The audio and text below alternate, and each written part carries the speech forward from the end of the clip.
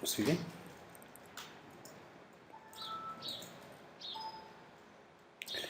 Bon, donc après avoir présenté les concepts théoriques et fondamentaux concernant les systèmes multi-agents, donc on va essayer de voir comment mettre en œuvre les systèmes multi-agents en utilisant le middleware JED. Donc JED, c'est l'un des middleware qui sont utilisés pour créer des applications multi-agents. Bon, est-ce qu'il est le seul? Alors il y en a d'autres, donc j'ai déjà parlé de beaucoup de middleware tout à l'heure. Donc je vous rappelle, il y a toute une liste A5 Logic, CoreMass, Domis, etc. Donc il y a toute une liste de middleware, mais il se trouve que l'un des middleware qui respecte les spécifications, l'un des middleware qui respecte les spécifications de la FIPA. Donc c'est une plateforme multi-agent qui est créée par la société T-Lab. Bon, c'est un middleware pour la création et le développement des applications multi-agents qui sont conformes aux spécifications aux normes de la FIPA. FIPA, c'est Foundation for Intelligent Physical Agents.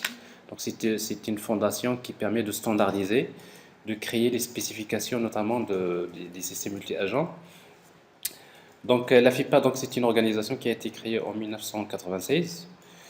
Donc, son objectif, c'est de produire des standards pour l'interopérabilité entre les plateformes multi-agents. Donc, parce que ce qui se passe, c'est qu'il existe plusieurs plateformes multi-agents, mais après, par la suite, donc chaque plateforme utilise, si vous voulez, des langages différents, chaque plateforme utilise un modèle de communication différent.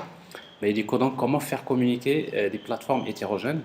Donc, c'est la raison pour laquelle la FIPA a essayé donc, de standardiser donc, ce concept.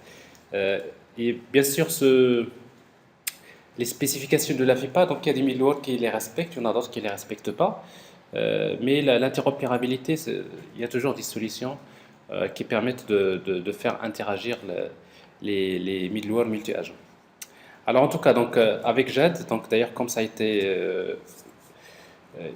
en fait une proposition de la FIPA, donc JED possède trois modules principaux qui sont nécessaires, notamment dans la spécification FIPA. Et d'abord, à chaque fois que je démarre la plateforme JED, donc je démarre d'abord un agent qui s'appelle DF. Alors DF, ça veut dire Directory Facilitator. Alors en fait, cet agent-là, il fournit un service de page jaune à la plateforme. Ça veut dire que dans les applications orientées service d'une manière générale, basées sur des agents, à chaque fois qu'il y a un agent qui démarre quelque part, il se connecte à cet annuaire. C'est un annuaire dans lequel on va publier les services. Parce qu'un agent, quand il cherche par exemple un service, où est-ce en fait, généralement, les agents ne se connaissent pas, mais un agent a besoin d'un service. Mais je connais le service que je veux, donc je peux, à partir de l'agent Directory Facilitator, je peux récupérer donc la liste des agents qui offrent ce service. Donc, ça, c'est la communication entre les agents qui ne se connaissent pas et qui cherchent tout simplement des services. Donc, ça, c'est fondamental. Ensuite, il y a ACC, c'est Agent Communication Channel, donc qui gère la communication entre les agents. Alors, en principe, c'est un agent qui assure l'aspect communication entre les différents agents. Et après, vous avez un autre agent, AMS, Agent Management System, qui supervise l'enregistrement des agents et leur authentification. En fait, AMS, donc c'est un agent qui va se charger d'identifier, d'attribuer un identifiant unique à un agent. Parce qu'on va voir quand on démarre un agent, il faut lui donner un nom, mais il faut tout un système qui permet de l'identifier par un nom qui est unique. Et du coup, donc, c'est cet agent-là qui va se charger en fait, c'est cet agent-là qui va se charger de localiser les agents en quelque sorte via des identifiants. On va voir comment le faire tout à l'heure. Et après, ces trois modules sont activés au démarrage de la plateforme. Donc, on va voir tout à l'heure comment la démarrer.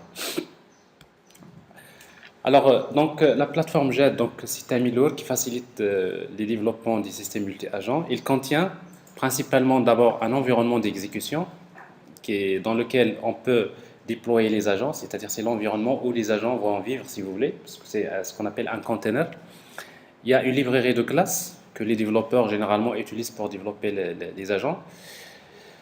Alors forcément, en utilisant l'expérience bien sûr, de JED dans ce domaine, parce que quand vous allez créer un agent, on va voir, créer un agent, C'est pas quelque chose de compliqué. Pourquoi? Parce que tout simplement, vous héritez d'une classe qui est déjà fournie, qui permet de spécifier donc le cycle de vie d'un agent. Alors, une suite d'outils graphiques, donc il y a des interfaces graphiques qui sont fournies, qui permettent la supervision de la plateforme.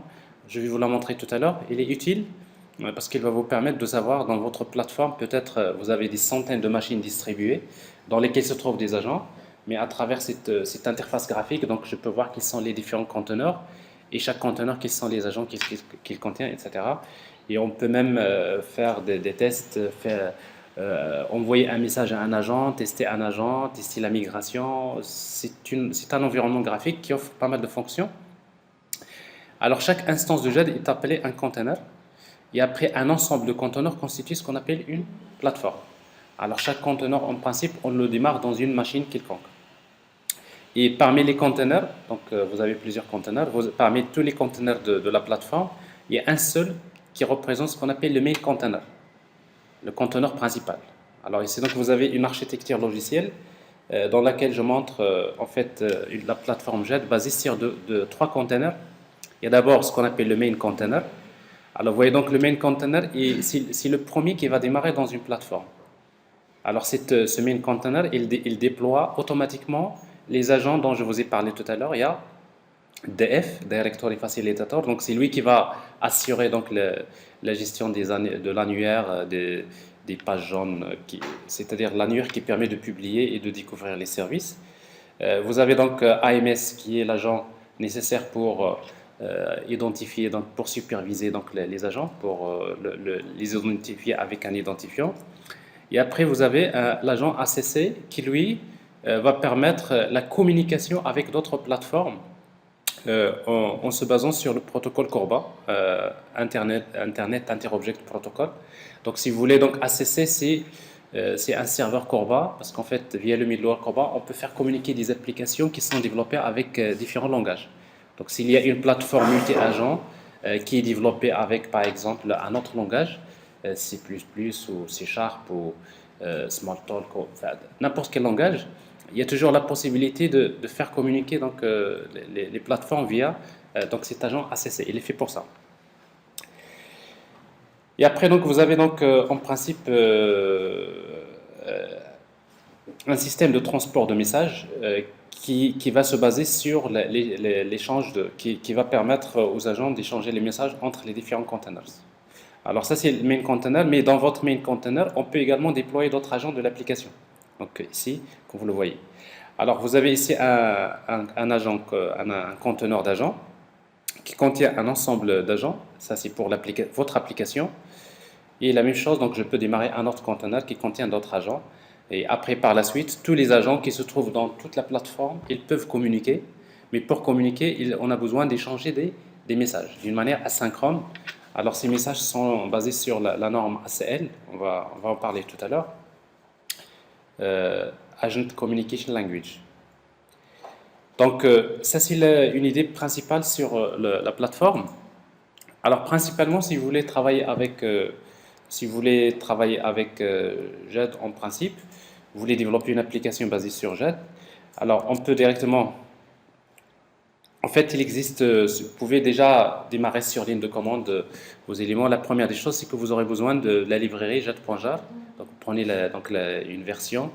La version 4, c'est celle qu'on va utiliser. Donc, il faut l'avoir dans votre classe path. Donc, il y a plusieurs manières. Donc, si vous voulez exécuter sur ligne de commande, vous pouvez par exemple créer la variable d'environnement classe path et après, vous spécifiez le chemin de ce fichier .jar. Et après, par la suite, sur ligne de commande, vous pouvez démarrer, si vous voulez démarrer un container, vous pouvez utiliser la commande suivante. Java, jad.boot, donc vous appelez une classe jad qui s'appelle boot, et après, vous lui donnez des options -GUI. Alors en fait, cette commande-là, quand vous l'exécutez sur ligne de commande, ça permet d'exécuter, de démarrer un main container, c'est-à-dire ce container que vous voyez, dont je viens de parler. Alors forcément, quand il démarre avec une interface graphique qui vous montre comme quoi, dans notre plateforme, il y a un main container et on voit déjà les agents AMS et DF qui sont déployés. En plus de cela, il y a un agent qui s'appelle RMA parce que même cette interface graphique que vous voyez là, cette interface graphique de JED, elle-même, il est pilotée. On va dire c'est une interface graphique qui est un agent qui s'appelle RMA. Donc ça, c'est l'agent que vous voyez là, se forme de cette interface graphique. Alors on va voir tout à l'heure, par exemple, si à partir de cette interface-là, vous voulez assurer la communication entre les agents, ben, on le fait à travers cet agent. C'est ce que nous allons voir. Alors sinon, si vous voulez démarrer dans une autre machine, un autre container, je veux démarrer un autre conteneur dans une autre machine, je peux le faire sur ligne de commande en utilisant la commande suivante, Java, jet.boot, et après je spécifie d'abord moins container, moins host, donc c'est-à-dire c'est pas un main container, c'est un container. Parce que c'est, comme vous l'avez remarqué ici, donc quand vous exécutez la boot, par défaut, il démarre un main container. Alors ici, donc, je démarre un container qui va se connecter vers le main container. Mais où se trouve le main container? On spécifie l'adresse IP.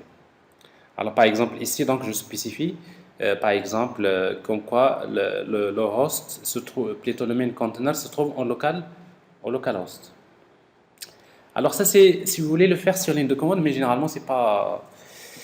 si vous voulez pour démarrer, c'est bien, mais ce que généralement vous avez besoin de faire, c'est de créer des applications Java qui permettent donc de créer ce conteneur. Alors on va voir maintenant comment créer, démarrer la plateforme JED à travers un projet Java. Alors pour cela, donc, on aura besoin de créer un projet Java ou bien un projet Maven. Alors si vous créez un projet Maven, donc vous aurez besoin donc de chercher la dépendance de JED, donc vous pouvez la trouver facilement. Sinon, si vous avez les jars nécessaires, ici donc on en aura besoin, on va créer un simple projet Java Project. Alors TP SMA.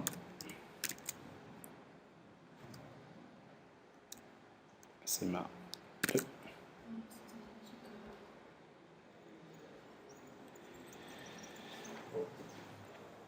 Bon, un simple projet Java dans lequel je vais créer un dossier lib. Alors bien sûr, ça peut être un projet Spring, ça peut être un projet Java, un projet Maven, un projet EJB, un projet peu importe. Un projet web dynamique, un projet, tout dépend de dans quel type d'application vous voulez utiliser donc ces agents. Alors je vais donc créer un dossier libre ici, je vais chercher les librairies qu'il me faut.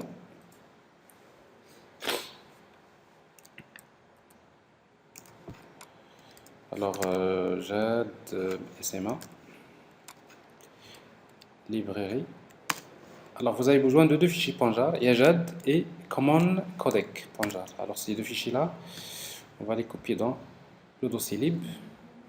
Et après, on va les ajouter aux classes path du projet, c'est-à-dire propriétés du projet. On va les ajouter, propriétés, Java build path, libraries, add jars, et on va ajouter donc les jars nécessaires pour travailler avec JED. Bien. Alors, vous avez donc vous avez créé un projet. Maintenant, on va créer. Ce que je vais faire dans un premier temps, je vais tout simplement démarrer cette plateforme comme ça. Donc, je vais vous montrer comment démarrer un main container, comment démarrer un simple container dans un premier temps. Donc, je vais créer une classe, une application Java. Je vais appeler main container.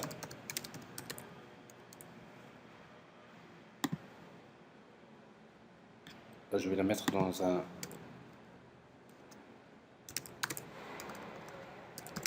un package SMA.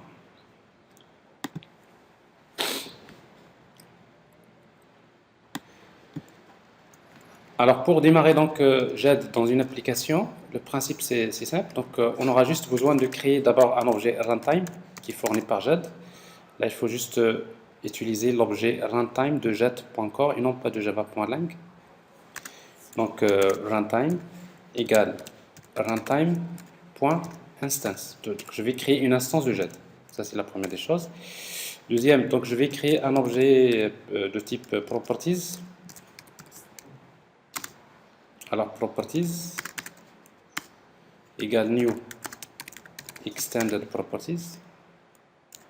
Et je vais configurer le main container, notamment avec, je vais ajouter une propriété add property, set property. Alors la propriété,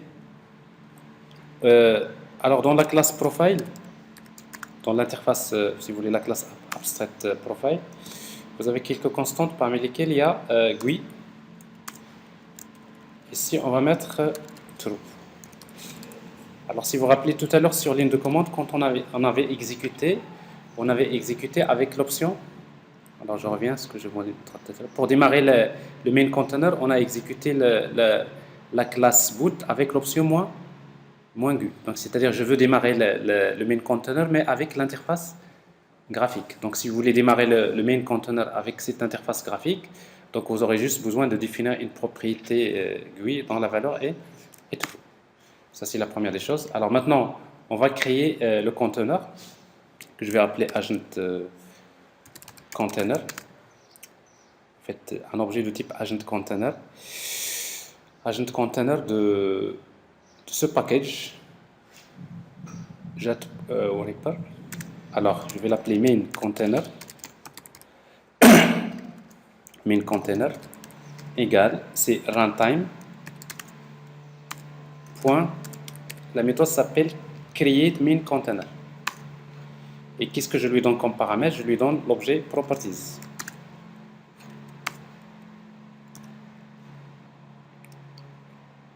Alors le type n'est pas conforme.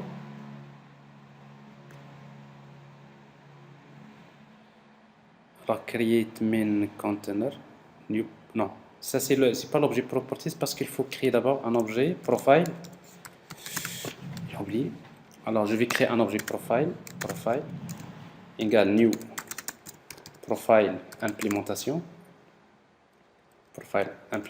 et je lui donne comme paramètre l'objet properties. Et après, donc quand je crée le main container, qu'est-ce que je donne comme paramètre? L'objet profile. En fait, c'est ce qu'il attend en fait. Le main container, il attend qu'on lui donne un objet de type profil. Alors le profil, on va lui donner une liste de propriétés. La seule propriété que j'ai définie pour le moment, c'est GUI, donc la valeur c'est true. Donc c'est pour lui demander de démarrer l'interface graphique. Et après, je démarre le main container.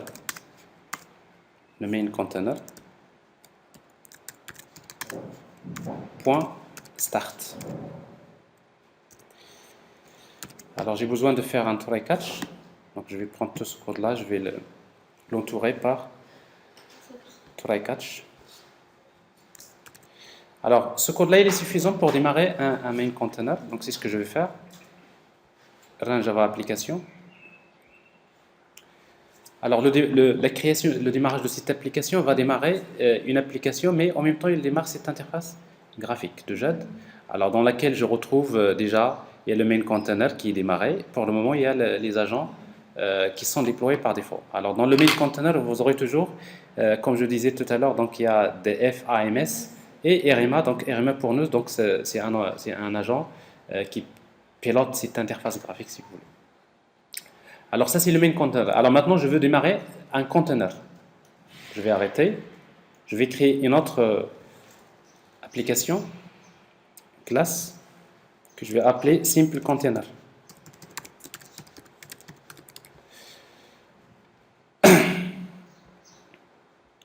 Alors pour démarrer un simple container, JAD, donc j'ai besoin de créer toujours la même chose, un objet de type runtime. Runtime égale runtime.instance. Ensuite, je vais créer un objet de type profile implémentation. Profile égale new profile implémentation.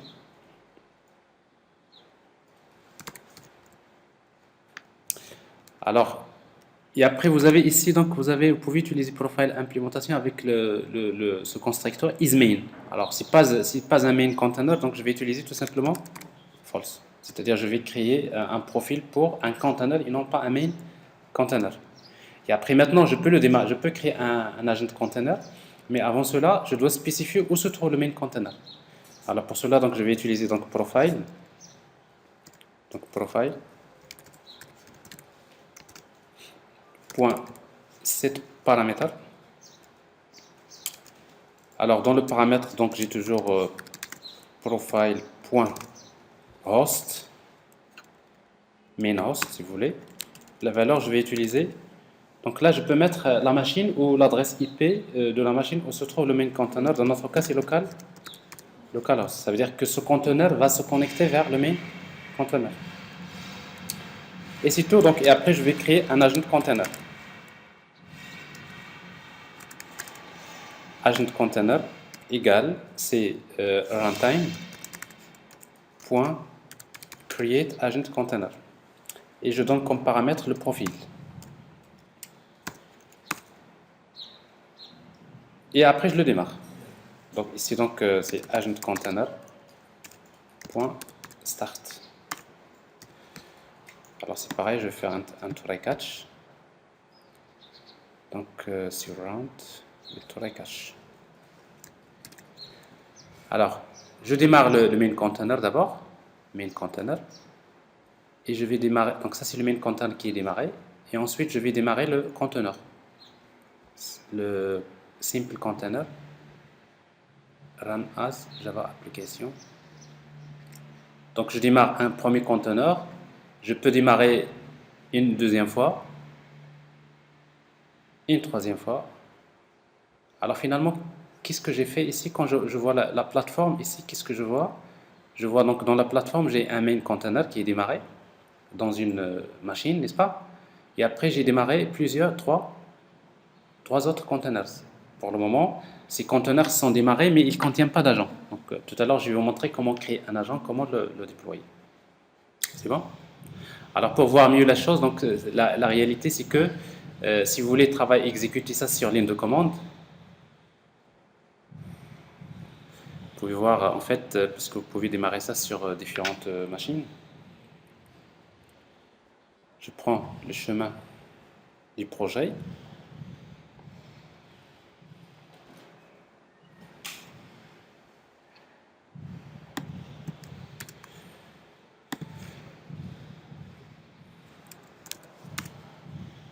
CMD, donc je peux me positionner dans le dossier. Comme c'est un simple projet Java, dans le dossier bin, je vais taper la commande Java, l'application. Alors l'application, c'est dans le package, comment il s'appelle déjà? Dans le package SMA. SMA. Point. La classe s'appelle main container. Main container. Alors pour la démarrer dans une nouvelle fenêtre, je vais utiliser, bon, je peux la laisser comme ça. Si vous voulez, je peux utiliser start. Start. Alors start, c'est juste pour démarrer. Non, il y a un petit problème. Il faut que je démarre d'abord pour main container, c'est mal écrit. Main container SMA. Main container. Alors on va voir pourquoi ça ne démarre pas. Alors voilà. Alors ici donc ça ne devrait pas marcher, c'est normal. Pourquoi? Parce que quand vous exécutez sur ligne de commande, vous aurez besoin d'inclure les jars que vous voyez là dans le class path. Alors pour les inclure dans le class path, ce que vous pouvez faire à la rigueur sur ligne de commande, c'est de faire ça, de créer un fichier .bat qui permet de démarrer un fichier file. Je vais le créer dans le dossier source, new file, que je vais appeler main container .bat. Bon, c'est un script pour démarrer mon application. Alors ce fichier là, je vais l'ouvrir avec un éditeur de texte. Open with. Alors open with text editor. Alors normalement pour ce script.bat, qu'est-ce qu'il va démarrer? Il va démarrer tout simplement Java SMA .main container. Ça c'est la commande qu'on devrait exécuter. Mais avant de l'exécuter, il faudrait ajouter au class path les jars. On va utiliser set class path égale point, c'est-à-dire le chemin actuel, c'est-à-dire le projet actuel, point virgule, et je mets cette liste. Alors vous voyez, c'est donc le dossier libre, il se trouve dans le dossier libre, il se trouve dans le dossier du projet.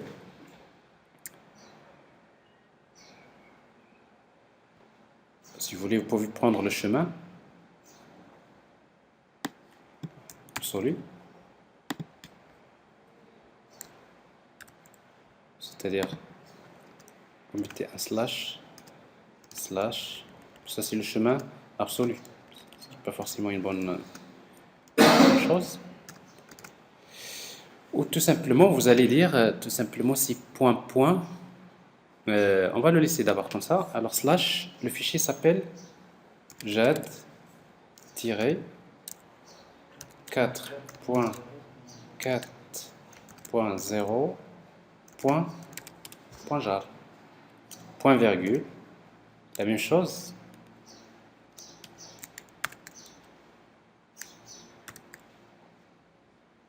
Et on va ajouter l'autre. Alors là, c'est commands codec tiré 1.3.jar. Alors si vous voulez, ça c'est juste une manière de créer un lanceur de l'application. Si vous voulez le faire sur ligne de commande, vous pouvez faire ça, mais en tout cas, sinon, vous pouvez générer un jar par la suite qui permet de démarrer l'application. Alors si on fait ça, maintenant ce qu'on va faire, c'est que pour démarrer l'application ici sur ligne de commande, il suffit de faire appel à ce script, main container.bat. Alors vous voyez donc ce main container démarre. Donc ça c'est pareil. Pour démarrer un simple conteneur, alors je vais arrêter.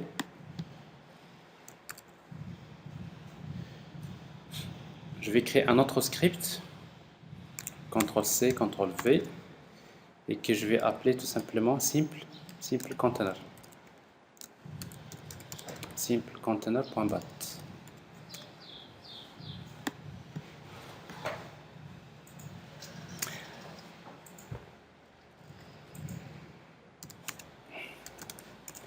Alors la différence avec simple container, c'est quoi? Ici au lieu de main container, c'est l'application s'appelle simple container. Voilà.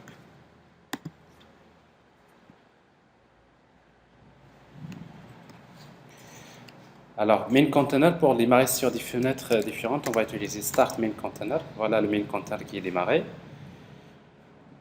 Start simple container. Voilà un autre conteneur qui est démarré. Et ainsi de suite. Donc, vous voyez donc ici, cette fois-ci, donc qu'est-ce que j'ai? J'ai, voilà une première machine, si vous voulez, dans laquelle je démarre un conteneur. Ça, c'est une machine. Voilà une autre machine dans laquelle vous avez un autre conteneur. Et voilà une autre machine dans laquelle vous avez le main container, n'est-ce pas? Alors réellement, donc ici, donc, sauf que pour le moment, dans mon application, je suppose que c'est en local, n'est-ce pas? Parce qu'en fait, j'ai utilisé localhost, mais sinon, je peux bien spécifier l'adresse IP où se trouve le main container. Alors si on regarde la plateforme, on va voir que nous avons démarré un main container, nous avons démarré deux containers. C'est clair? Je passe? Bien. Alors ça c'est le démarrage. Alors maintenant juste, on va essayer donc d'arrêter ça, CTRL-C, on va arrêter aussi ça, oui. Enfer.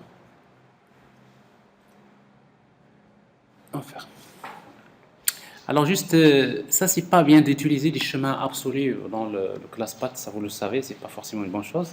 Pour ne pas utiliser un chemin absolu, vous utilisez Le chemin relatif. Comment vous allez faire le chemin relatif? Là, ici, nous sommes, il faut juste comprendre que nous sommes dans ce dossier. Là. Nous sommes dans le workspace. Nous sommes dans le dossier Eclipse, workspace 6. J'ai projet TP SMA2. J'ai maintenant les points classés dans le dossier bin. Et dans bin, j'ai en fait le fichier. Alors maintenant, qu'est-ce que je dois? Je dois mettre deux points, slash lib, slash ça, n'est-ce pas? C'est mieux. Alors je vais utiliser deux points, point, slash, point, slash lib, slash, point, slash lib, slash. La même chose ici.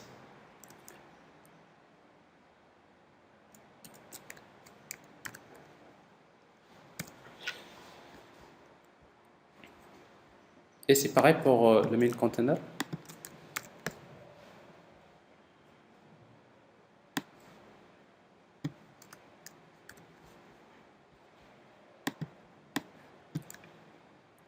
Alors pourquoi je fais ça? C'est juste parce qu'à un moment donné, c'est toujours bien, vous devrez savoir qu'il s'agit bien d'une application distribuée. C'est des conteneurs qui sont dans des machines différentes. Et du coup, donc, si vous voulez les démarrer dans des machines différentes, il va falloir le faire comme ça. Alors, donc, je vérifie quand même, start main container, donc ça marche. Et start simple container, ça marche aussi. C'est bon? Bien. Alors, je reviens maintenant, comment créer un agent. Je sais comment démarrer une plateforme multi-agent.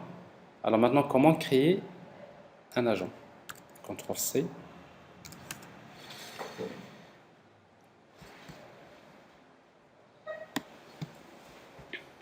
Alors pour créer un agent, on va créer une classe. Donc je veux déployer un agent. Je vais créer une classe que je vais appeler myAgent, mon agent. Je le mets dans le package SMA Agents. En fait, un agent, c'est une classe généralement qui hérite d'une classe abstraite qui s'appelle agent, agent de JAD. Donc il suffit donc d'hériter d'un agent, ça, pratiquement vous avez hérité tout c'est un agent. Donc il n'y a pas plus simple. Mais après, vous allez redéfinir le cycle de vie. Alors, il y a d'abord dans le cycle de les méthodes qui permettent de gérer le cycle de vie d'un agent sont les suivantes. Setup. Alors, setup, c'est la méthode généralement qui s'exécute juste après instantiation de l'agent. Une fois que l'agent est déployé, la méthode setup s'exécute. Donc, principalement, ici, on va voir qu'on peut mettre des codes qui vont affecter des comportements à l'agent. Ça, c'est ce qu'on va voir tout à l'heure. Ensuite, il y a la méthode, par exemple, before move. Before move, ça veut dire quoi? Parce qu'en fait, les agents, généralement, peuvent migrer d'un conteneur vers un autre. Mais avant, si vous voulez faire un traitement, avant que l'agent se déplace vers une autre machine. Avant la migration, si vous voulez, donc c'est before move. After move.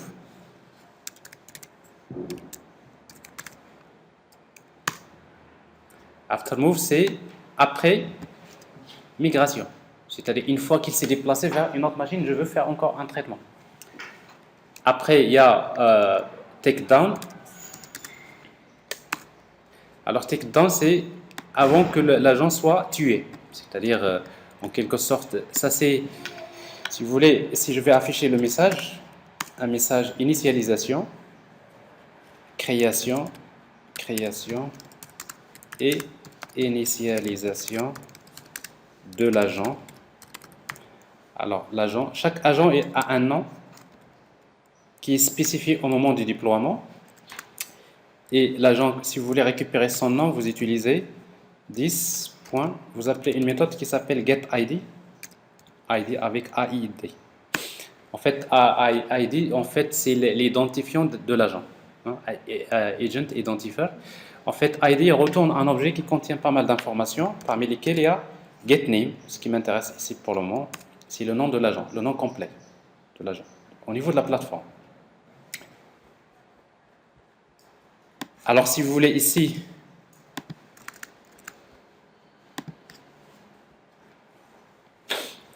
et après vous avez takedown. En principe, ici, vous dites système.l'agent, on va dire l'agent, toujours la même chose, 10.getID.getName est en train de mourir. Est en train, enfin, va mourir.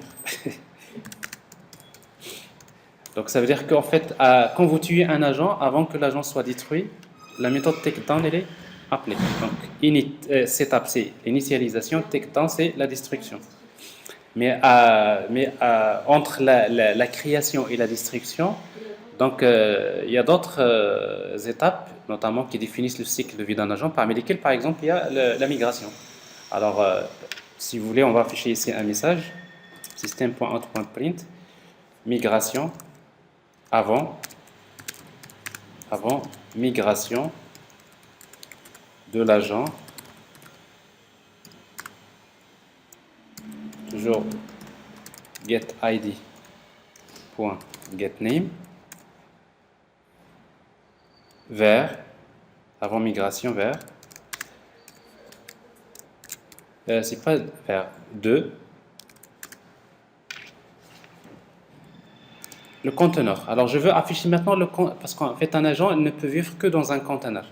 Donc dans quel conteneur? Donc je vais utiliser 10.getAgentContainer, get container, container controller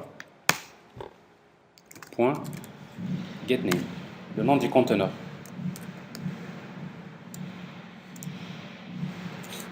Et dans after move, je vais afficher un message après migration de l'agent vers le nom de la plateforme. Alors ici, donc, ça c'est un exemple d'agent dans lequel pour le moment je définis un simple affichage. Alors maintenant, comment déployer un agent? Comment le déployer dans un conteneur?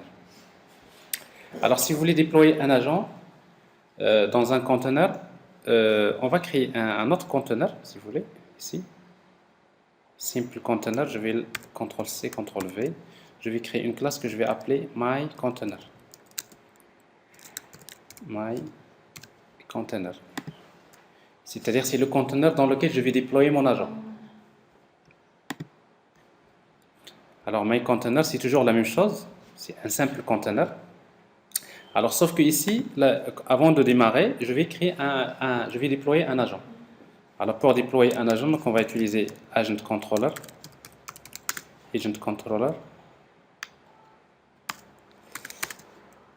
Alors agent controller égale c'est agent container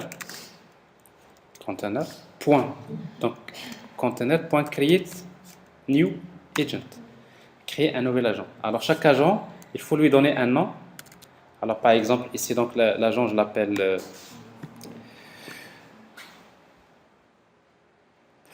on va l'appeler étudiant. Allez, étudiant. On va dire nous sommes dans une plateforme de e-learning.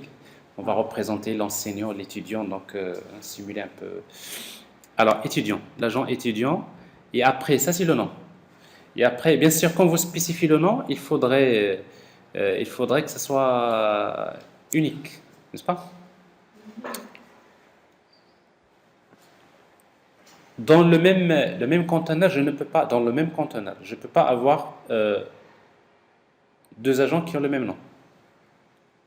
Mais par contre, dans deux conteneurs différents, je peux avoir des agents qui ont le même nom. C'est normal. Alors, c'est ce que nous appelons ici, c'est local name, c'est le nom local. Mais le nom global, on va voir tout à l'heure que le nom global, il va inclure également d'autres informations comme la machine, l'adresse IP, le port. Et après, le deuxième paramètre, c'est la classe. Maintenant, je veux déployer un agent. Alors, moi, je connais la classe. Ma classe se trouve, myAgent.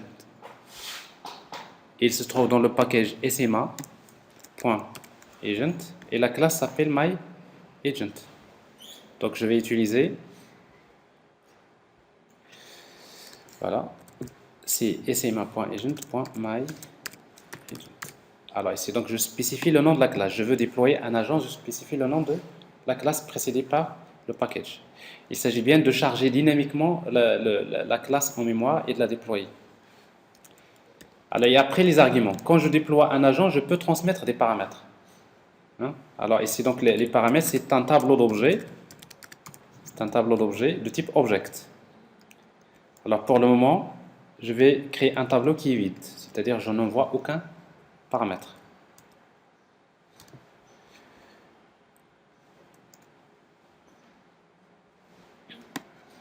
C'est bon? Alors donc, j'ai créé un contrôleur d'agent donc qui permet de créer bien sûr cet agent. Et après, donc, je vais démarrer agent controller directement. Au lieu de agent container, c'est agent controller, CTRL V, agent controller.start. Donc c'est ce contrôleur que je vais démarrer. Ça veut dire que je vais démarrer l'agent. Alors automatiquement l'agent, il démarre agent container. C'est bon? On va regarder ça. Alors, je vais démarrer main container, premièrement. On va voir. Main container, donc c'est le conteneur principal. Je vais démarrer simple container. Simple container, je vais le démarrer plusieurs fois. Dans une première machine, dans une deuxième machine. Donc ça veut dire que ici, donc j'ai en quelque sorte 3 nœuds. Dans une troisième machine. Alors qu'est-ce que j'ai ici? Simple, conteneur 1, conteneur 2, conteneur 3. Et ensuite, je vais démarrer encore my container, celui-là. Cette fois-ci, ce contrôleur, il déploie un agent qui s'appelle étudiant.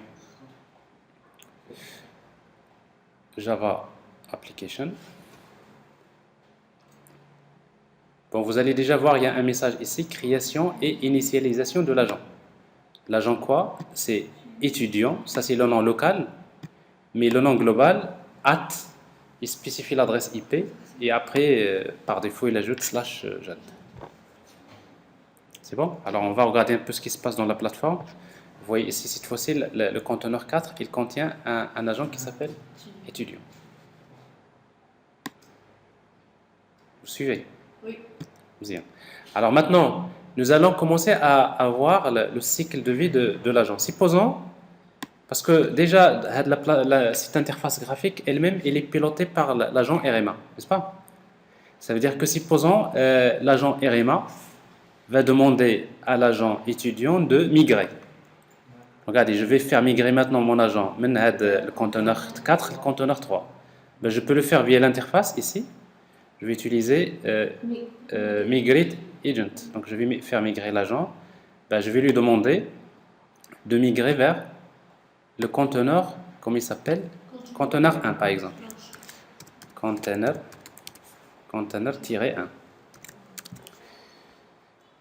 Ok. Regardez ce qui se passe. Alors il s'agit bien il y a l'agent qui est passé d'une machine vers une autre, mais on peut voir dans le cycle de vie, regardez, vous avez donc le conteneur ici, dans le conteneur 4. C'est plutôt dans le my container. Simple, main container. Voilà. Donc dans main container, vous allez avoir avant migration de l'agent. Vous voyez donc avant la migration, la méthode plutôt before move, c'est exécutée avant migration de l'agent étudiant 2. Alors ça, je crois que j'ai mal écrit. Il y a quelque chose que j'ai mal écrit ici parce que normalement, on devrait avoir le nom des conteneurs et non pas le nom de l'agent.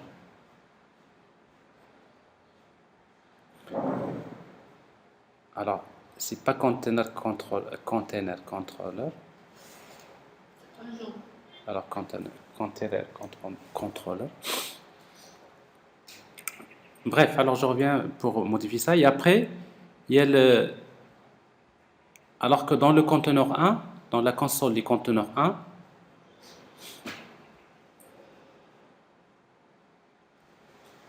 je devrais avoir conteneur, c'est le main conteneur, mais simple conteneur, voilà.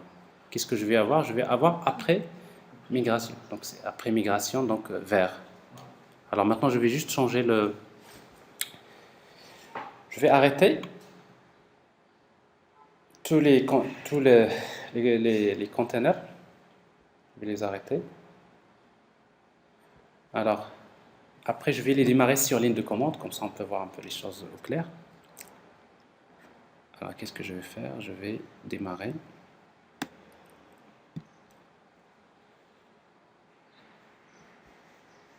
Voilà. Alors ici, pour afficher le conteneur, before move, je vais utiliser c'est 10.get container. C'est pas controller, c'est get. Ça m'échappe. Get quoi? Get container. Content manager.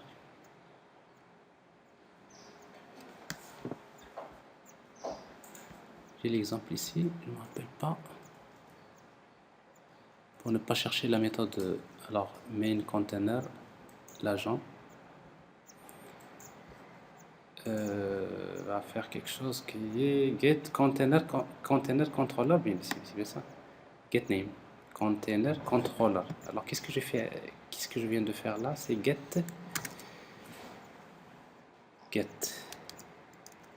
container controller. Point. Get container name, voilà. C'est pas get name, c'est get container name. Point.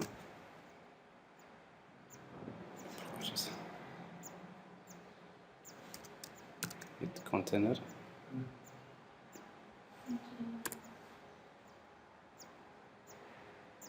Voilà. Alors, sauf qu'on va faire un try catch.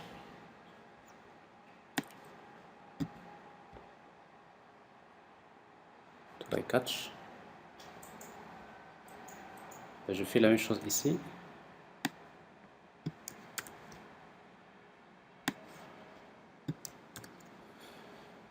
Donc, après, migration de l'agent vers ça. C'est bon? Alors maintenant, je vais également créer un lanceur simple. CTRL V. Je vais créer un lanceur pour my container. .bat. Alors pour my container.bat, je vais utiliser donc plutôt c'est je vais exécuter my container. Alors comme ça, je vais je vais démarrer ça sur ligne de commande et je peux voir les choses clairement ici. On va réduire la taille des fenêtres.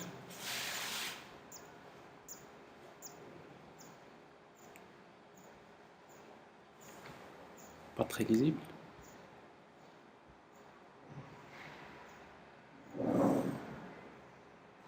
Un peu, ça peut suffire. Alors je vais démarrer donc Java. Ben, c'est pas Java, c'est quoi? Start. Start, donc il y a main container d'abord. Donc le main container est démarré. Et après start simple container. Voilà. Une autre machine. Start simple container également. Non, je crois que j'ai démarré le main container. CTRL C. Oui. Non, simple container. Start simple container. On a un petit problème.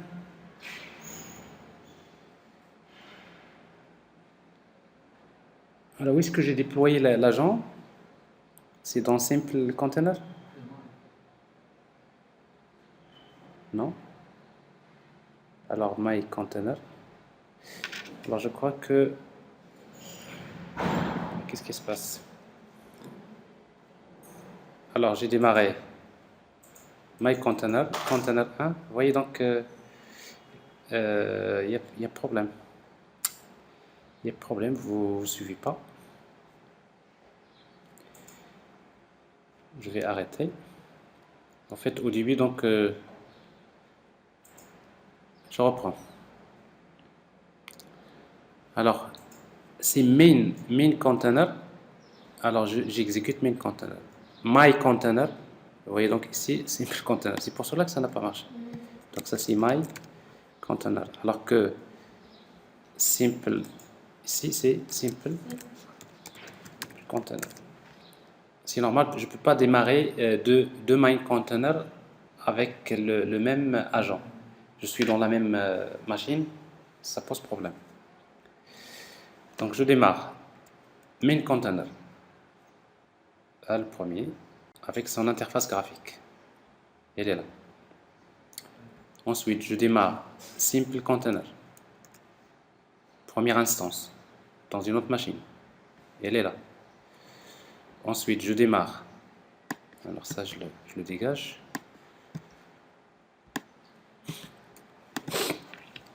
Je démarre aussi simple container encore. Pas de problème. Et après, je démarre my container. Bon, c'est pas la peine de le chercher. My container. Bon, ça démarre. Donc, je vais avoir en quelque sorte, voilà ce que j'ai, la situation que j'ai, n'est-ce pas? Alors maintenant, je vais tenter de. Alors, j'ai ici donc un container, j'ai un autre container. Ça veut dire que je suis dans des machines différentes logiquement.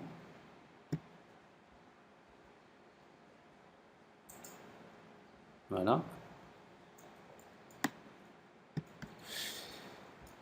Je fais pareil ici.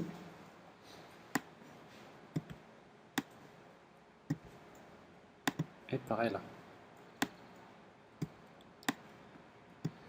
Alors maintenant, quel est le conteneur dans lequel se trouve l'agent? Ben, c'est très simple, il suffit de regarder là où il y a le message. Alors ça, c'est maintenant le démarrage. Je vais l'enlever. Elle est là. C'est la création et initialisation de l'agent.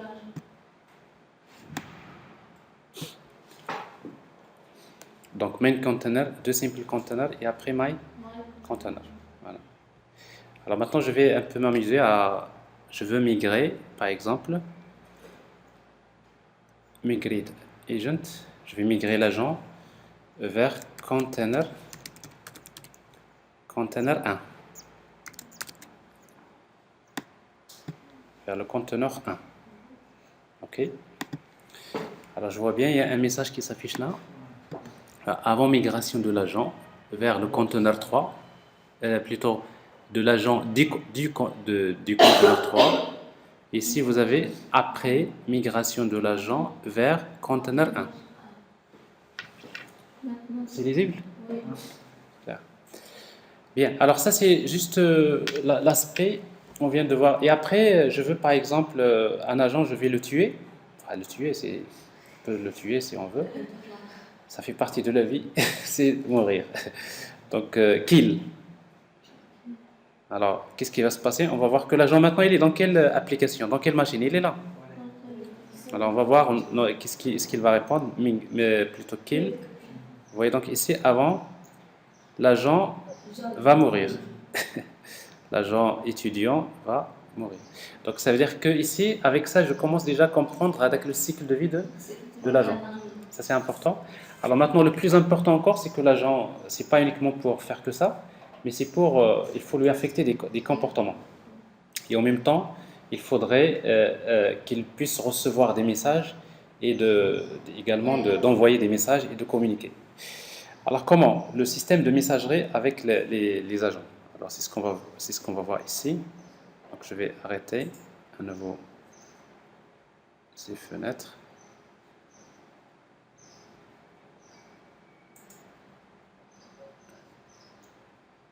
Voilà. La communication entre agents. Alors ça, c'est ce qu'on vient de faire. Donc ça, c'est le main container. Ça, c'est agent container. On a vous montré comment créer un agent. Alors ça, c'est un exemple qu'on va voir tout à l'heure. Alors ça c'est ce que je viens de dire. Donc un agent c'est une classe qui hérite de la classe agent et après dans laquelle vous allez redéfinir les méthodes qui définissent, qui définissent le cycle de vie comme setup, comme take down, before, after,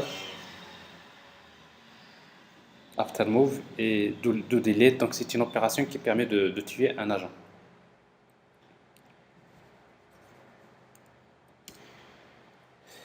Alors un exemple, c'est ce que je viens de vous montrer. L'identifiant, donc je le disais, donc c'est pour pouvoir déployer un agent. Chaque agent est identifié par un ID. Alors l'ID en principe c'est agent identifier. Et après voilà donc pour vous pour déployer un agent, normalement pour créer un ID il faut utiliser new ID. Vous spécifiez le nom de l'agent et après vous spécifiez comme quoi is local name, c'est-à-dire que le nom que je spécifie c'est uniquement le nom local, mais le nom global en principe il se compose du nom local at et la machine et le port de l'application où se trouve l'agent. Alors ça c'est le déploiement de l'agent. Si vous voulez le déployer sur ligne de commande, sinon on a vu comment le faire directement sur l'application. Donc vous créez un agent controller, vous le créez, vous lui transmettez des messages et après vous appelez la méthode start. Alors on vient de tester donc cet agent là avec l'exemple. Alors maintenant les comportements. Alors en principe, si vous vous rappelez, alors je vais quand même revenir au concept théorique dont je vais parler au début. À un moment donné, donc j'avais parlé de la comparaison entre un objet et un agent. Alors nous avons dit qu'un objet il est réactif. C'est-à-dire un objet en principe il est défini par un état et un comportement, les attributs et les méthodes. Et un objet quand il est créé, si vous ne l'avez pas sollicité, il ne va rien faire. Donc c'est-à-dire qu'un objet il est fait pour appeler ses méthodes à un moment donné pour lui demander de faire des choses. Donc il est réactif. Quand vous appelez une méthode, il fait un traitement, il vous retourne un résultat. Alors qu'un agent, il est proactif. Proactif, ça veut dire qu'un agent, en plus de ses attributs et ses méthodes, si vous voulez, locales, il a également des processus internes. Et ces processus internes-là, qui généralement, c'est des boucles infinies, c'est des comportements, c'est parfois des threads qui sont lancés et qui font que l'agent, tout le temps, il analyse. Il analyse la situation. Et du coup, donc à chaque fois qu'on veut ajouter un comportement, plutôt qu'on veut programmer un agent, il faut lui ajouter ce qu'on appelle un comportement. Et après, une fois qu'un comportement démarre, principalement le comportement, il s'engage dans un objectif, parce que l'objectif c'est d'atteindre un objectif particulier, mais en même temps, dans son objectif, il interagit, c'est-à-dire que dans ces processus, on interagit avec les autres agents en utilisant le langage de communication qui est ACL.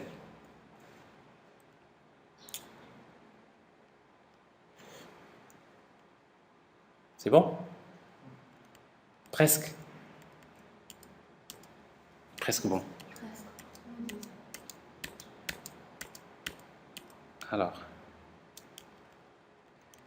Alors maintenant, justement, nous sommes sur cette étape-là. Donc, si vous voulez affecter, programmer un agent, il faut lui appliquer des comportements. Chaque fois que vous voulez lui donner une tâche, il faut ajouter un behavior, un comportement.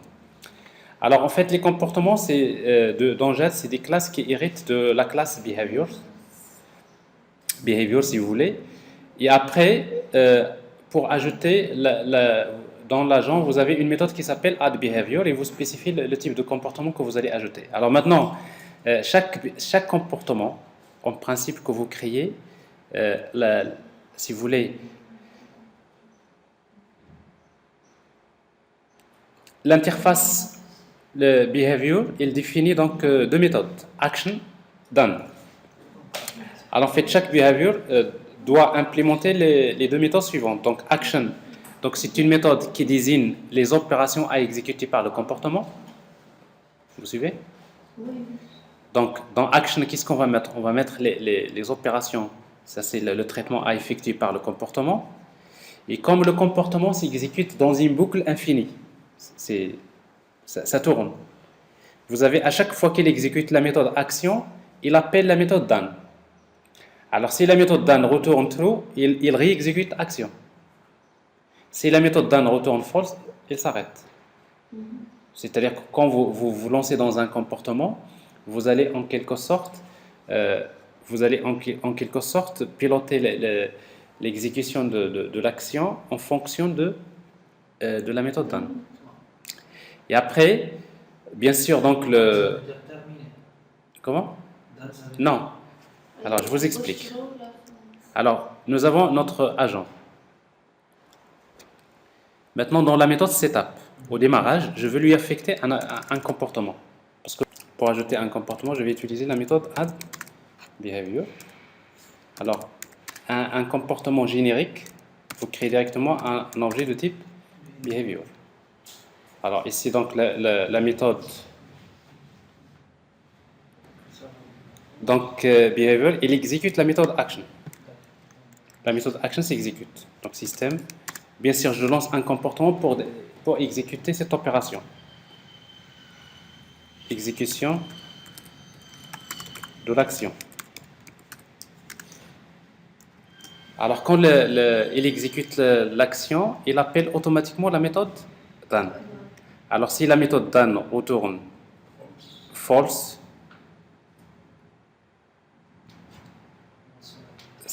ça veut dire qu'il va encore réexécuter la méthode action. Si done égale à true, il va quitter.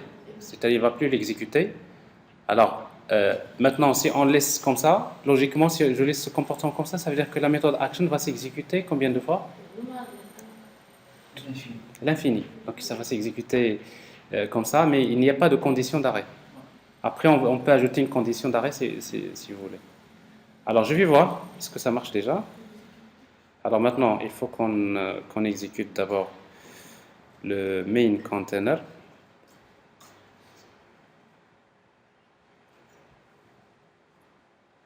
Et j'exécute my container.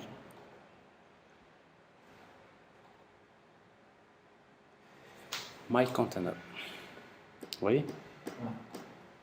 Alors qu'est-ce que je vois? Je vois clairement ici que le message action s'exécute tout le temps. Parce qu'en fait, ça c'est un comportement. Mais supposons que je veux exécuter la méthode 5 fois. Avec l'action, je vais l'exécuter 5 fois et j'arrête. Qu'est-ce que je dois faire? Le compteur. Voilà. Alors, une fois que dans le comportement, je vais déclarer un compteur. Int compteur égale à 0. Et à chaque fois que j'exécute l'action, je fais plus compteur. Ok? Et après, ici dans done, je fais exactement if compteur égale à 5, return true. Else, return false. Et quand j'affiche ici, donc je vais afficher la valeur du compteur. C'est bon? Oui. Alors, logiquement, je ne sais pas, j'ai arrêté à nouveau le main container, oui. Main container, c'est fait. My container. Vous voyez donc la méthode action s'est exécutée de 0 jusqu'à 4, c'est-à-dire 5 fois. Alors ça, c'est un comportement générique. Vous en aurez besoin quand vous avez une situation dans laquelle c'est à vous de décider quand est-ce que vous dites est-ce que l'agent a atteint l'objectif ou là. Donc ça, on l'utilise comme ça. Sinon, comme je disais, donc on dispose des comportements personnalisés qui sont à utiliser. Alors parmi les comportements à utiliser, donc que vous pouvez utiliser, sont les suivants.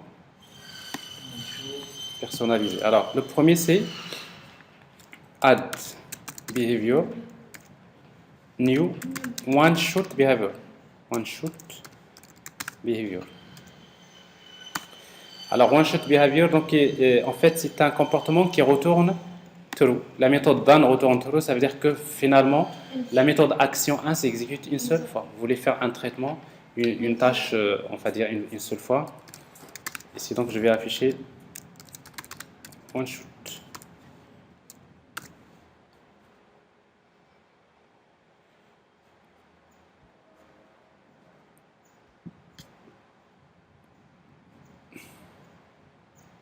Alors, main container. Alors, c'est ça. Arrêtez.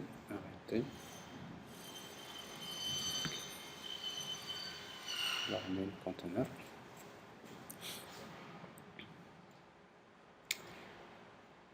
Voilà. My container. Voilà, ici, donc, vous voyez, donc, ici, vous avez one shot, donc c'est déjà fait pour ça. Alors, ensuite, il y a également, cette fois-ci, je ne vais pas arrêter le main container. Alors, ensuite, il y a one ticker behavior. Add behavior, new ticker behavior. Alors, en fait, ticker behavior, quand vous le créez, en fait, il dispose d'une méthode qui s'appelle onTick. Mais en fait, ticker behavior, il a besoin d'un constructeur, il faut lui donner deux paramètres. D'abord l'agent, l'agent, et après la période. Alors pour moi, l'agent, je vais utiliser 10. La période, c'est par exemple 1000. 1000, c'est-à-dire une seconde. Alors ça veut dire quoi? Ça veut dire que pour chaque seconde, la méthode onTick va s'exécuter. Alors ici, donc, ici, quand vous avez un timer, vous voulez programmer un timer si vous voulez. Donc ici, vous avez ce comportement qui est fait pour ça. Alors je vais utiliser par exemple tick. Je vais afficher un message tick. Ah, c'est pas ce que je voulais. Je finis toujours par arrêter le main container.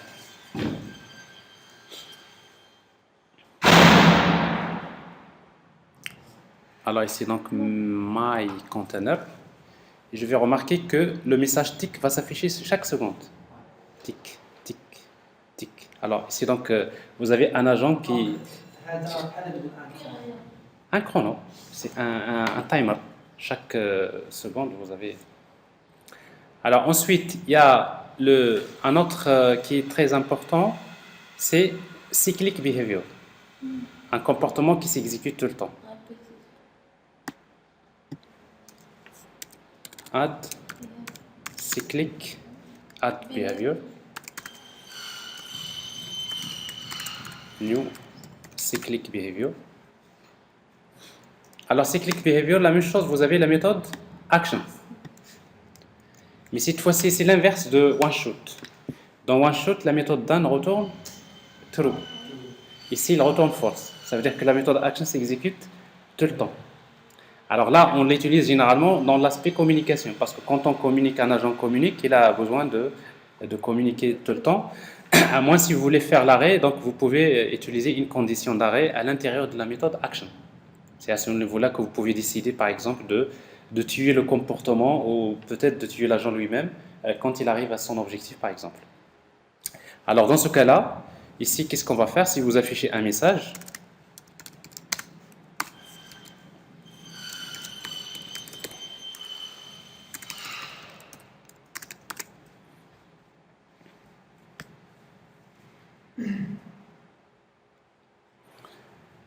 Alors ça veut dire que le message va s'afficher tout le temps, tout simplement.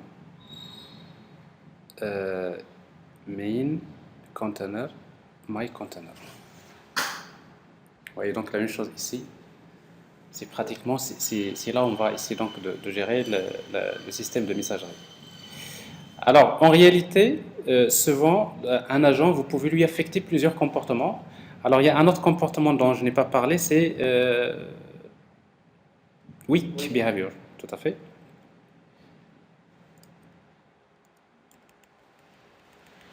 Weak behavior. Voilà. Alors weak behavior, donc il possède une méthode, il redéfinit une méthode en weak qui va s'exécuter suite à une date précise, c'est-à-dire vous dites je veux créer un agent qui va se réveiller à une date précise, à un temps précis. Alors ça peut être utile, par exemple si vous voulez planifier des tâches le soir, minuit, par exemple vous voulez que l'agent se réveille à 2 heures du matin pour faire la sauvegarde, par exemple. Ou là, je sais pas, donc c'est planifier une tâche, par exemple. C'est bon? Alors, mais généralement, si vous voulez appliquer plusieurs comportements, on peut utiliser un objet parallèle behavior. Généralement, c'est celui qu'on utilise dans un premier temps. En fait, parallèle behavior, pour l'ajouter, donc il faut créer une instance de l'objet parallèle behavior. Et après, ce comportement, il faut l'ajouter à la méthode, avec la méthode behavior, add behavior. Et après, par la suite, vous ajoutez les autres comportements. Et pour ajouter les autres comportements, vous utilisez à chaque fois parallel behavior.add sub behavior. Alors ça veut dire quoi ici? Donc j'ai affecté un comportement parallèle dans lequel vous avez cyclic behavior, ticker behavior et vous avez tout simplement un simple behavior. Alors ici donc vous avez ici un agent auquel j'ai affecté combien de comportements? 3 comportements qui vont s'exécuter en parallèle d'une manière indépendante. Chacun fait un travail. Alors justement, c'est cette communication que je vais débuter, et comme ça je vais m'arrêter à ce niveau-là. Alors la communication entre les agents, pour faire la communication entre les agents, donc on va utiliser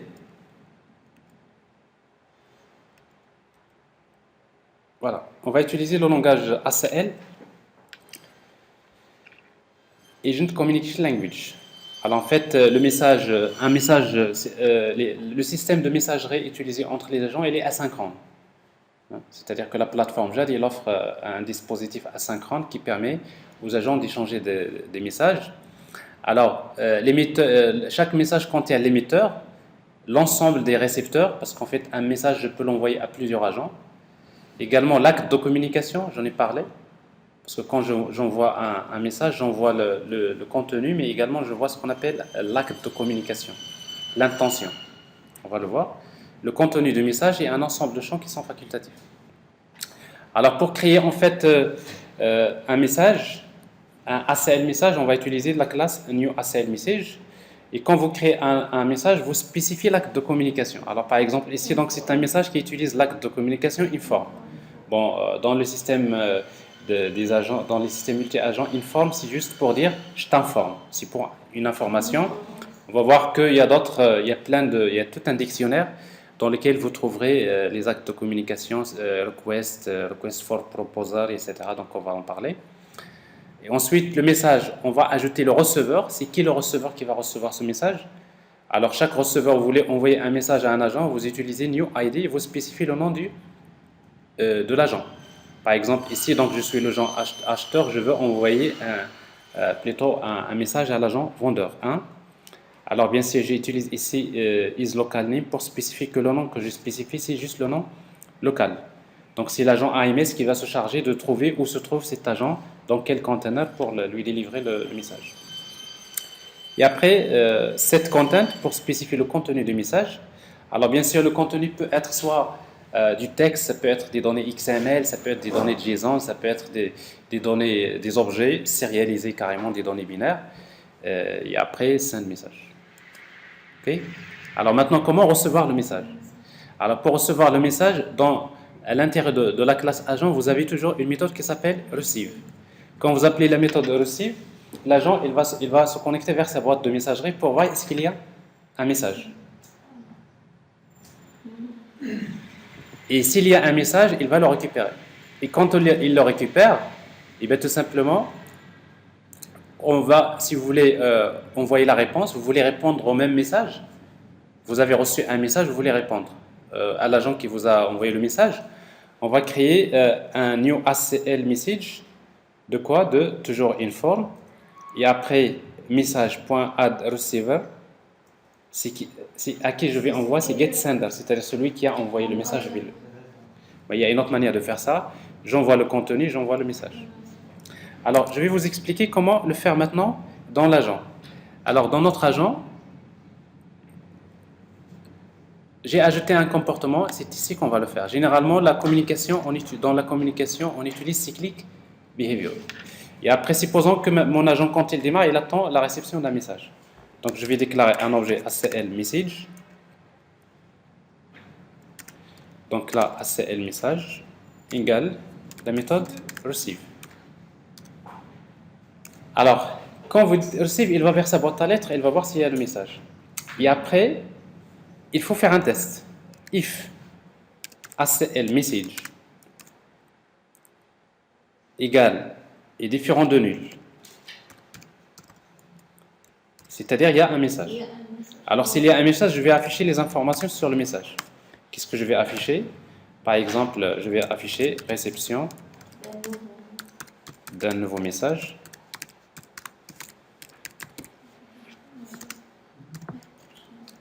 Alors je vais afficher les informations sur le message. Alors le contenu du message. Alors le contenu du message, pour l'afficher, on va utiliser ces ACL message.getContent. Supposons que je veux afficher l'acte de communication.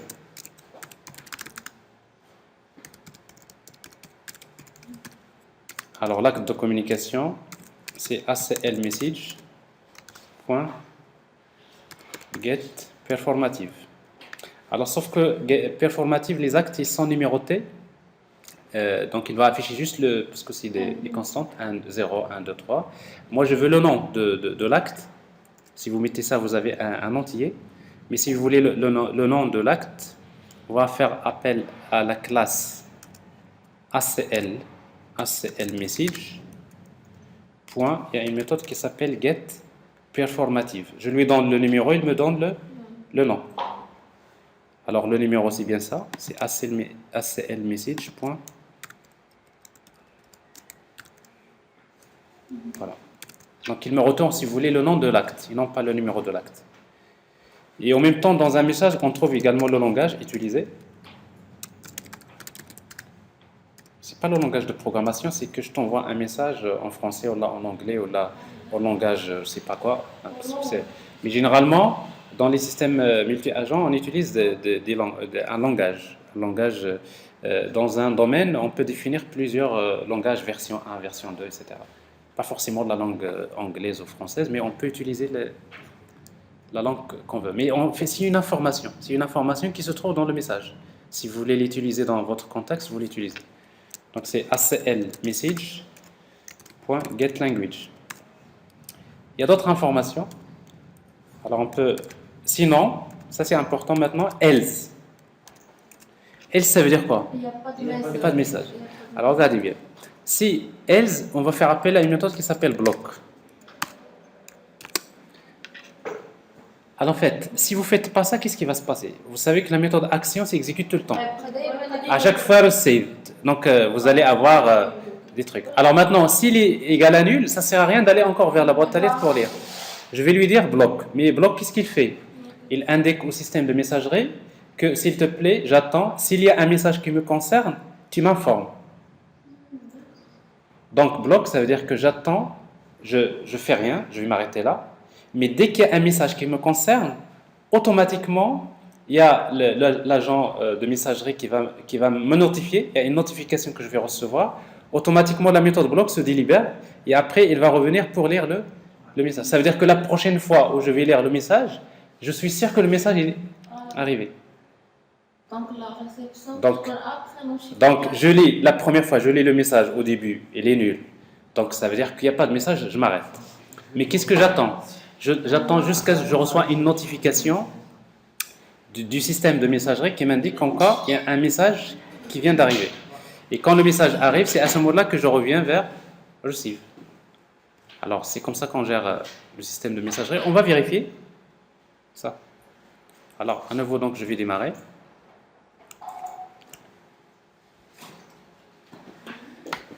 Main container,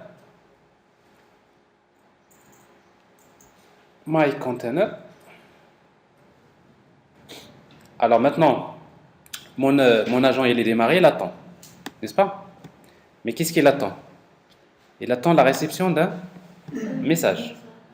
Alors maintenant, je vais faire quelque chose d'intéressant avec cette interface graphique. Je sais que ici dans... Ah, là il s'est arrêté, je ne sais pas pourquoi. Pas normal. Fait une mauvaise manipulation. Alors, main container. Il nous reste 5 minutes pour faire cette manip. My container.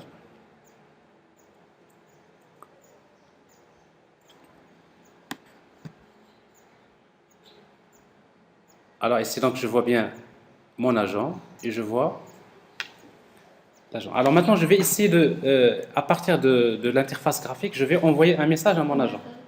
Alors pour le faire, l'agent RMA, c'est un agent. RMA, il va envoyer un message. Vous avez ici send message. Alors si vous voyez donc ici un système de messagerie, sender, bon, c'est l'agent RMA qui va envoyer.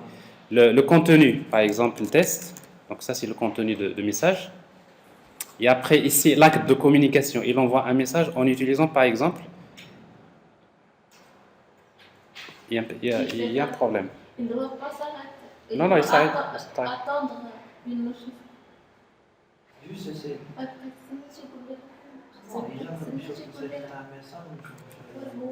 Non, attendez, il y a un petit problème.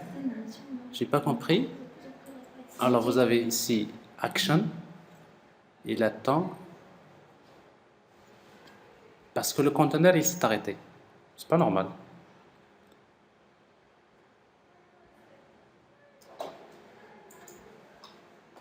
C'est pas normal. Alors, qu'est-ce qui n'est pas normal? On va le découvrir. Alors, je démarre le main container.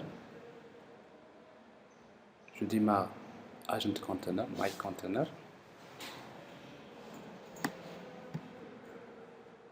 Donc, agent container.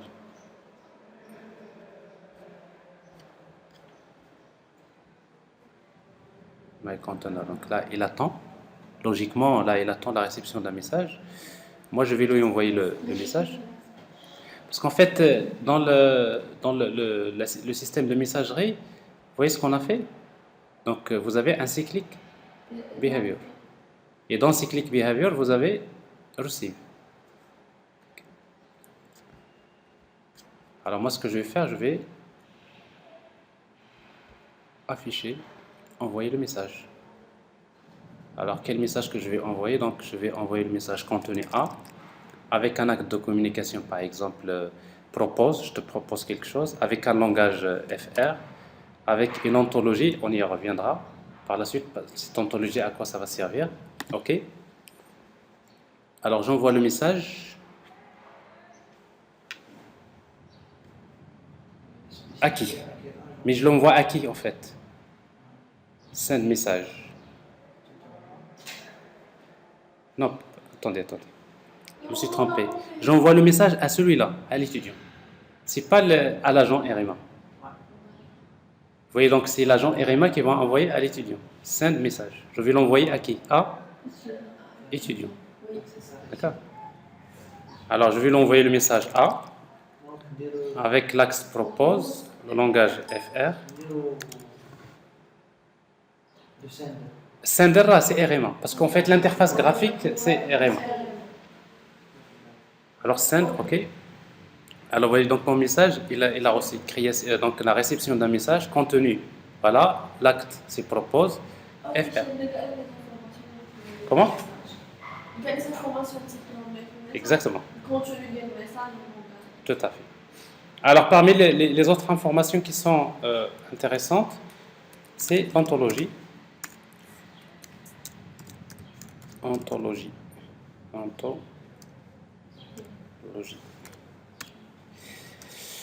Alors, l'ontologie, la même chose, donc c'est ACL message get ontology. Alors maintenant, dans le système de communication, à chaque fois que je vous envoie un message, par exemple, je vous envoie un message, je vous dis par exemple l'ontologie c'est cours. Ça veut dire que vous savez déjà, vous en tant qu'étudiant, que le message concerne un cours. Par exemple, c'est l'ontologie, c'est le contexte dans lequel je vous mets. Ça permet à l'agent facilement de se retrouver. À chaque fois que je vous envoie un message, je vous dis quel contexte. Là, c'est par exemple accident. L'ontologie, par exemple, examen. Donc, si vous voulez, dans un domaine particulier, on définit une ontologie dans laquelle les gens se comprennent facilement. Parce que dès que vous êtes ici à l'établissement, ça veut dire déjà la nature du langage, il est presque limitée. Elle est définie par un ensemble d'ontologies. Donc ça, on va y revenir après en détail. Mais ce que je vais faire ici, donc je vais juste répondre.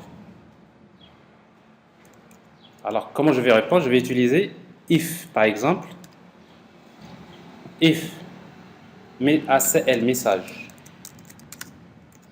Point get ontologie. Point equals. Par exemple, le cours. C'est-à-dire, si l'ontologie, si le message que j'ai reçu contient l'ontologie cours, je vais faire quelque chose et je vais, par exemple, répondre. Alors, si je veux répondre au même... j'affiche ici ontologie cours, par exemple, et je réponds. Et pour répondre, je vais créer un ACL message. Pour créer un message réponse, à partir de quoi? On peut le créer directement à partir du message que j'ai reçu. Alors, si vous voulez le faire facilement, il suffit d'utiliser la méthode create-replay.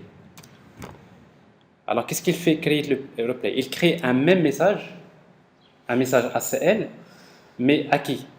Celui qui a Le sender. C'est comme si vous dites le receveur, c'est le sender.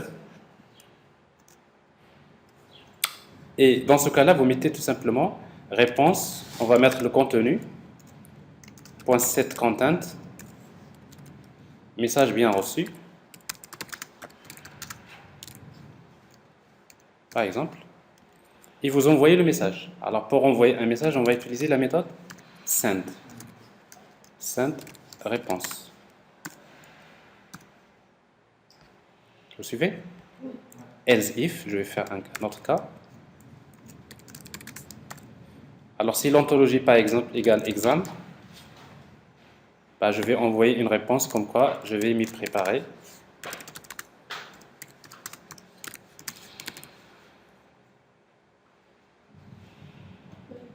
la réponse. Et j'envoie la réponse. Non. La Ah, d'accord. ontologie exemple. D'accord. La réponse, c'est ce qu'on... Donc ça c'est exactement CTRL X, exam. Ici, donc je vais m'y préparer. Alors il va falloir tester ça avec notre interface. Et après, on va créer plusieurs agents. On va voir après, chaque agent a sa propre interface, etc. Mais là, on commence à sentir un peu le concept, le concept des agents lui-même. Alors, je vais démarrer le main container.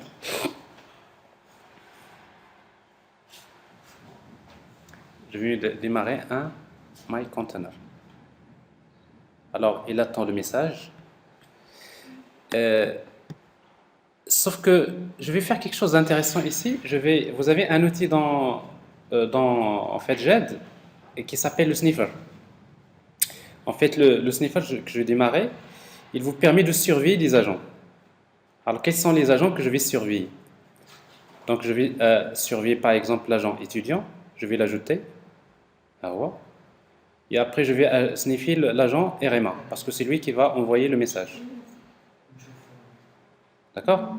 Après, on va voir ici donc la communication entre les agents. Donc, je vais maintenant aller à l'étudiant, l'agent étudiant qui est là, et je vais lui envoyer un message. Send message. Alors ici, donc mon sniffer il est là, donc on va le voir tout à l'heure. Alors, qu'est-ce que je vais envoyer comme message? Donc, il y a d'abord l'acte de communication, propose, content. Peu importe, ici A, par exemple la maths, langage pour le moment je ne l'utilise pas, l'ontologie surtout, je vais dire ça c'est, quelle ontologie c'est? Cours. Donc c'est-à-dire ce message que je t'envoie, le contexte, son contexte c'est cours, c'est ça l'ontologie, n'est-ce pas? Alors j'envoie le message, là il reçoit bien le message cours, ontologie cours, mais par contre ici je vois, regardez, et il y a un message qui a été envoyé de RMA vers ça, et lui, il a répondu. Alors, si vous voulez voir le contenu de ce message, vous faites un double-clic sur cette flèche, et vous voyez donc le message bien reçu. Donc, logiquement, l'agent RMA a bien reçu le message. Et si je fais la même chose pour, par exemple, exam, send message, je vais utiliser par exemple le message toujours propose, inform, request par exemple. Ici le contenu toujours math, Et après, l'ontologie, c'est exam. Alors, je reçois bien le message. Ici, donc, je vois encore l'interaction. Donc, ici, j'envoie. Il envoie, il reprend la réponse de type là, RMA envoie à étudiant et là, il répond. Et je vois ici la réponse, je vais m'y préparer. Alors voilà, donc ça c'est une idée principale sur le système de messagerie. Alors il reste maintenant à comprendre, on va par la suite créer plusieurs agents, faire la communication et surtout comment par la suite utiliser l'annuaire DF pour la communication des agents. Parce que quand vous voulez envoyer un message, ça suppose que vous connaissez le nom de l'agent. Mais généralement dans les systèmes multi-agents, je ne connais pas le nom de l'agent, mais je connais le service que je veux. Et du coup, donc, je cherche un service et pour découvrir quels sont les agents qui permettent de fournir un service que je veux, je dois passer par l'annuaire Directory Facilitator. Bon. Alors, on va voir ça demain.